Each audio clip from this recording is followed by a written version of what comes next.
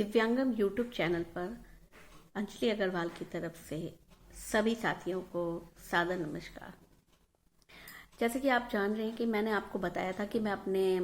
हर video में आपको एक सरकारी योजना जो आपको के लिए लाभदायी होती है उसके विषय में बता रही हूँ। पिछली बार मैंने शादी अनुदान प्रोत्साहन विवाह योजना के बारे में बताया था। इस बार मैं बताती हूँ कि बहुत सारे लोगों को इस चीज़ की समस्या होती है कि हमें पेंशन नहीं मिल रही है। कुछ लोग भरते हैं, कहते हैं 1 साल से हमारी पेंशन फॉर्म भरा हुआ है, 2 साल से भरा हुआ है, किंतु हमें पेंशन नहीं मिल पा रही है। जब वो रीज़न पता होता है तो पता चलता है कि जो उन्होंने आवेदन ही किया है या तो उसमें कोई त्रुटि रह गई है या वो सही तरीके से जहाँ पहुँचना चाहिए वो फॉर्म वहाँ तक पहुँचा ही नहीं है। और इसी कमी के कारण उनकी पेंशन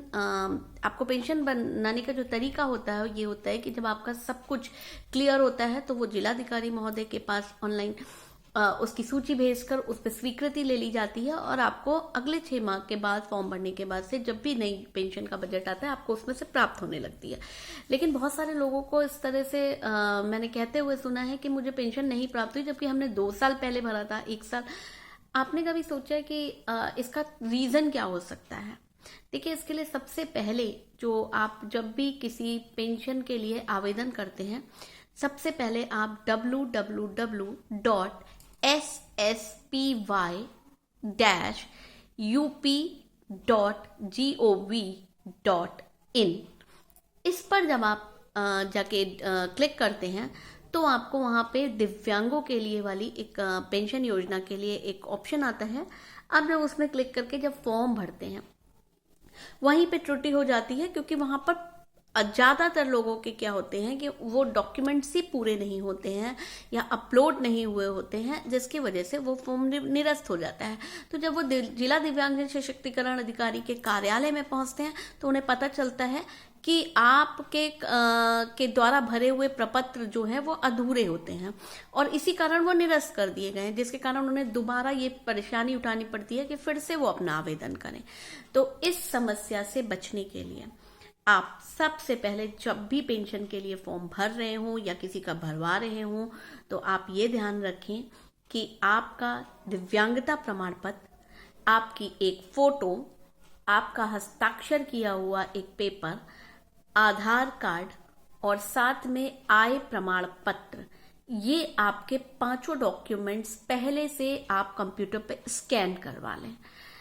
ताकि जब आप ऑनलाइन भरने लगते हैं तो इन डॉक्यूमेंट्स की जहां पर ज़रूरत होती है वहां पर ये चीज़ें अपलोड करी जा सकें। आय प्रमाण पत्र के विषय में भी आप बहुत ध्यान से सुनें कि आय प्रमाण पत्र कभी कभी जो शहरी योजना वाले लोग हैं उनके लिए 56,200 रुपये के नीचे होना चाहिए। कभी कभी आपने आय बनवा ली, आपको पता नहीं होता है, यदि इसके ऊपर इनकम होती है तो फिर वो आप उस श्रेणी में नहीं आते हैं, आप पात्र नहीं हैं, उसके एलिजिबल नहीं हैं आप फॉर्म भरने के। आपकी एज भी 18 से ऊपर होनी चाहिए। आपको अगर आप ग्रामीण शहर में आते हैं तो 46,000 के अंदर अगर आप आय में आते हैं तब तो आप ये भरण पोषण पेंशन योजना के हकदार हैं, अन्यथा आप इस भरण पोषण योजना यानी कि पेंशन के पाने के हकदार नहीं हैं। तो पहले आप जो आपका आय प्रमाण पत्र बनता है उसे देख लें कि शहरी और ग्रामीण क्षेत्र में जो आय सीमा दी है आप उसके अंतर्गत आ रहे हैं। यदि आपके ये सारे डॉक्यूमेंट्स डायरेक्टली जब आप फॉर्म भरते हैं और जगह पर अपलोड कर दिए जाते हैं तब इसके एक प्रिंट आउट लेकर, आप इसकी प्रति लेकर आप तुरंत जिला दिव्यांगजन सशक्तिकरण अधिकारी के अपने कार्यालय में मिले और मिलकर वहां पर कंफर्म करें कि जो आपने ऑनलाइन फॉर्म भरा था उसकी वहां पर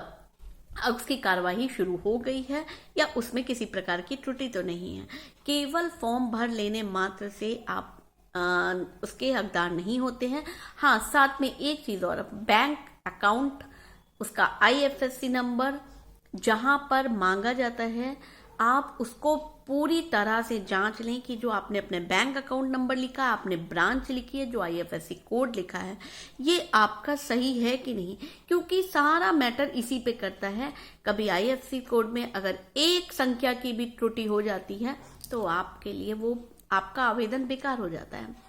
इसलिए आप इन सभी कार्यों को बहुत ही अच्छे से, ध्यान से, धैर्य से करते हुए उसके पश्चात इसका एक प्रिंट आउट लेके अपना स्वयं का मिलान कर लें। और उचित होगा कि जब भी बैंक अकाउंट नंबर अपने IFSC कोड दें तो उसे 2 बार रीचेक जरूर कर लें।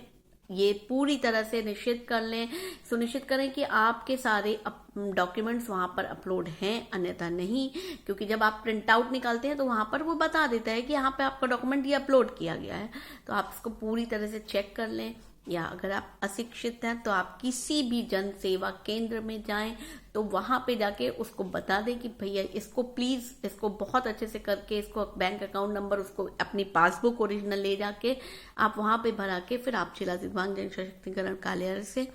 उस पर की जाने वाली कार्रवाई को आकर पता कर लें कि आगे उस पर क्या कार्रवाई की गई है। तो आशा है कि आप इन चीज़ों को ध्यान में रखेंगे और अपना जो सरकारी योजना का लाभ है उसे ऑनलाइन भरते हुए आप बहुत अच्छे से आप अपनी इस योजना का लाभ उठा सकते हैं और इसके विषय में और अन्य लोगों को भी बता सकते हैं। धन्यवाद।